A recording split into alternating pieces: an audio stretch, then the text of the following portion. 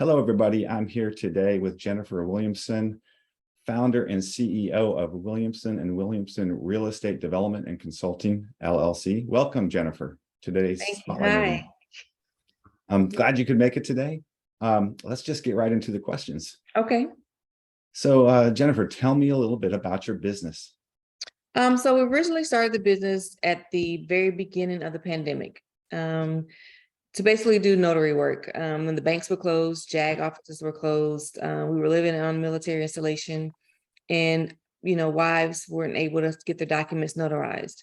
And so I said, hey, I'll get my notary license or a commission. That way I can just do notaries for, to support the community.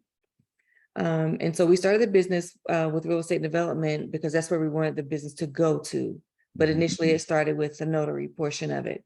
And within about 3 months of being commissioned as a notary, the company went global because they started doing remote online notarizations to do mortgage documents, loan documents, DMV. And so once the business took off, globally for remote online notarization, we focused more on the notary standpoint or notary aspect of the business because it was doing so well. And so right now we're an international signing company that conducts over roughly 300-400 remote online notarizations a month. We're over 15,000. RON is what the acronym is. We're over 15,000 since July of 2019. Wow, that's amazing. So the pandemic actually changed that industry of how notaries can work, right? Exactly, and it's not changing. It's now where Virginia was the first state back maybe 12 years ago that actually did remote online notarizations. It wasn't a big deal. It was just basically for like governments and things of such because we're so close to Alexandria in the Pentagon area.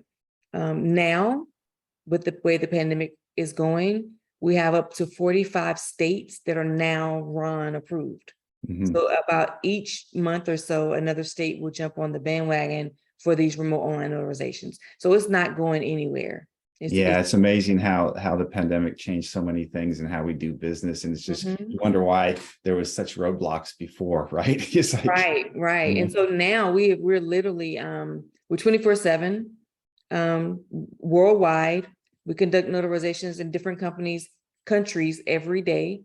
Direct clients with title companies and real estate attorneys in all 50 states. And so we've really focused and honed in on this notarization portion of the business. We have direct notaries that work for us. We have a staff, sessions coordinators. And so it's really grown. So is that pretty much the sole focus? Or are you still doing other things in the development, in the real estate development side? Right. So that's not the sole purpose. We still do things with real estate development, with government contracting, property management.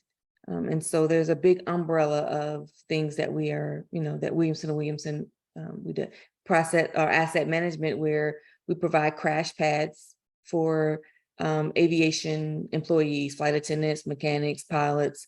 So when they're at their hub, their home station, so for an example, someone may be from California, they finish flight school for airline or flight attendant school, and they get stationed, quote unquote, at like Dulles. So Dulles, DC, and Baltimore is their hubs. But that's not, they're from California, so they need somewhere to stay. So we provide crash pads for their temporary stay to assist them with not having to spend money to now rent in a full apartment when they're never really there, or to stay in a hotel for the days that they're on call, which costs money. They don't have their vehicles there. So we assist with transportation to and from the airports, as well as, grocery store runs and things of such. Wow, that's amazing. That's a unique niche that you have there. Right. So it's kind of like a Airbnb, but just for and we want it to be comfortable for them because it's like a home away from home. Yeah. So we're providing that for them where they don't have to stay at I would say subpar, because crash pads have a bad name, bad reputation. And so we're providing luxury for them.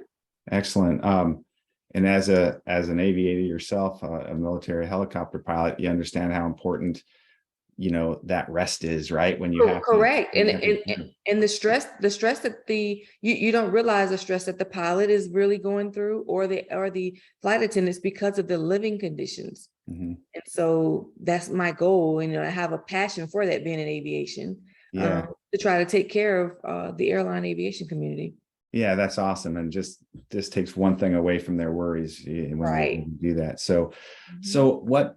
what's been the biggest issue you've had to overcome as you started to develop your business?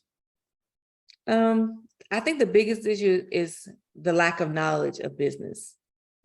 Again, I started it just because to do notarizations to help the community. I had no idea that the business was going to grow into the position that it's at. So I retired in 2016, and I'm like, I'm just going to be retired and enjoy retirement. Mhm. And so I think the biggest hurdle was just not knowing the business aspect. I've learned so much from mentors, and my husband as well. He's my COO, and we basically have built the business and learned. We do education, training. We're putting the effort to make the business better by getting the knowledge. Yeah. So that for me would be the biggest. Yeah, that's such an important point, because most people that go into business are just like you. They don't know the business. They know their Mhm. product, they know what they're doing, right? But Right. they just don't know how to really scale and grow that business. And Right. it's constant knowledge, constant learning. I have, I was saying, we have the skills, yeah, we have the leadership qualities. We dealt with soldiering, and so we have those skills.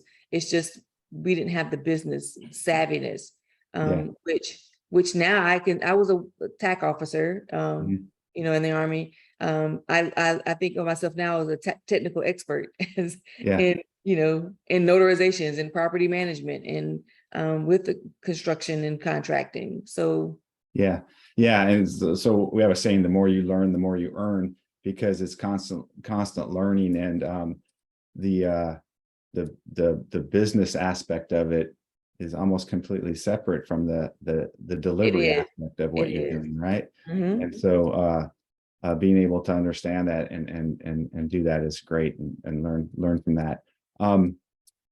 What's your biggest learning since you've been a business owner? Patience. I think that, well, so I've learned a lot. But I would say patience, because things aren't always going to work out the way that you think they are, or the way that you plan for them to work out, because of the unknowns. And so I think even when we get 10 no's, I just continue to keep pressing forward till I get that yes. Mhm. I believe that if someone is telling me no, I'm talking to the wrong person. Yeah, And so being adamant and persistent, but still having the patience, I think is a great lesson for me, because I'm such a rah, rah, rah, let's go, let's do this, let's execute. That's just my mentality. And it doesn't always work that way in business. yeah, yeah, absolutely. So yeah, James Clear, I think in his book, he talks about um just one more. So like when you're doing your calls, when you're doing your stuff, it's like, and you feel beat, it's like, just do one more, One more. like one, Yeah. and Same so mentality. yeah, that's awesome. So what have you learned about yourself during this journey? I learned that I'm not as so that I'm stepping outside of my comfort zone. That is, I'm not, I don't keep myself in this box, and just stay focused on the things that are like right in front of me. I've learned that I can actually reach outside the box to learn new things, to grow, to be able to communicate with people. I've always been a people person, so I can approach someone, very easily. Mhm. But I've learned that I just have to be persistent um, in communicating with others. Um, and Great. so Yeah, I've learned that. great. How much of your military background and skills converted over into the business Oh, world? I would say everything. Um, from I started out in the Marine Corps as a private, and I did 4 years in the Marine Corps, then switched over to the Army to fly Black Hawks. And so I think the sternness that I received from the Marine Corps. That has stayed with me even through my Army career. And now on the outside as a CEO, it's like, I still have all of those qualities. Those things are still instilled from a private all the way until, where I am today. So I've taken everything with me, Yeah. even with dealing with my employees. Of course, sometimes I think of them as my privates, but I want to treat them as civilian employees. Right. So I'm learning that it's different from dealing with soldiering to now I have civilian contractors. Yeah. And so that's a lesson learned, or that I've taken over from the military aspect over into the civilian sector. So yeah, that's I talk with a lot of military veterans and those that are transitioning, those that might be interested in starting a business and maybe becoming a business coaching firm owner, and the military senior NCOs, officers, warrant officers, they have so many skills that are business related. They don't even realize that they have to do in the military. I mean, it's like I was at human resource, for a while. I was recruiting commander. All these things are business. I mean, it's just business. And it is. And so the fact that through the transition process, all they really talk about is getting another job, and it just kind of infuriates me a little bit, because they don't really guide them towards entrepreneurship, which is just such a great realm to be in. Yeah, it's difficult. It's a little bit risky, but you know what? Corporate life is risky too, and so veterans and especially, the ranks that we were, make great business owners. So I'm so glad that I've been talking with so many veterans that are owning businesses now. So what's the future look like for Williamson and Williamson Real Estate Development, and what do you see as the main challenges moving forward? So in the future, I see owning more properties, more crash pads in other states, continue to grow globally with the signing company. My motto is, how can I solve a problem? I can hear someone make a complaint about something, and my brain automatically goes into mode of, okay, there's an issue. How can we solve this? And how can we provide a need?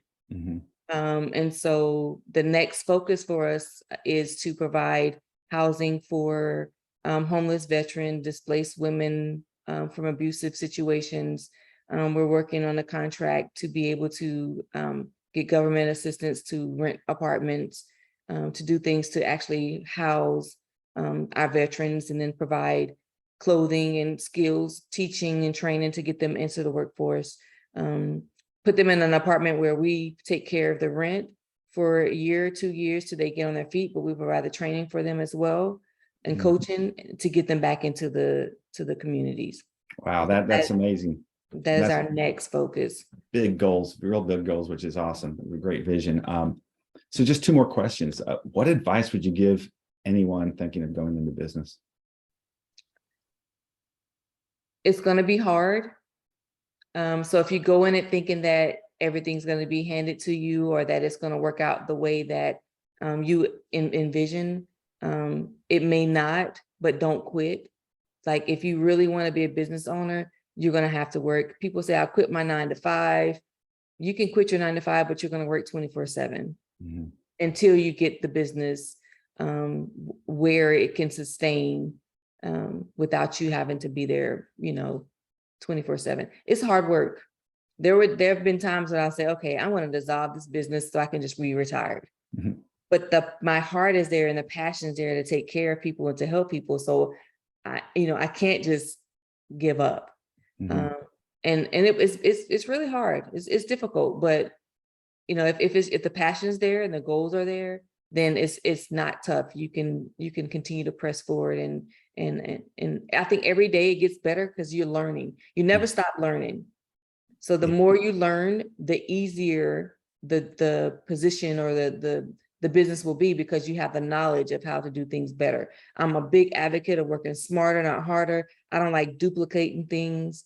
And so once you learn some of those steps or the qualities that make the business grow, then it will help you be a better business owner. Yeah, so that's great advice, Jennifer, because when you think about the learning aspect, you know, none of us are in a position or capable where we're at right now to achieve the vision and goals we have for our business because we don't know what we need to know yet. If we did, we'd already be there. We'd already be there, correct. And so, and I would say set high goals. I mean, like for us, there's so many things that I want to do, but I'm not going to limit myself.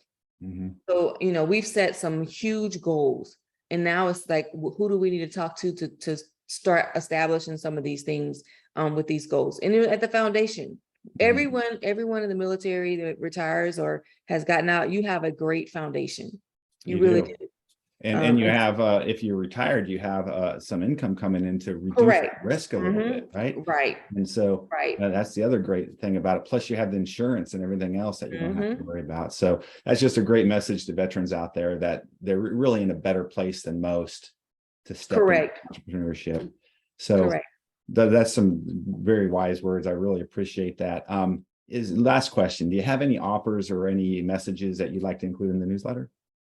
So yes, so definitely, I would love to provide an offer for or a discount for our, you know, anyone who receives a newsletter. We'll give them a code or, you know, W-2 REDC. If they want to get anything notarized, whether we need to send a notary to them physically, we provide that wherever they are located, or anywhere in the country, remote online. Mhm. We can provide that service for them Okay. at a discounted rate. Jennifer, that wraps up the interview. A really nice job. Thanks so much for taking time with us today. You're welcome. Thank you, sir.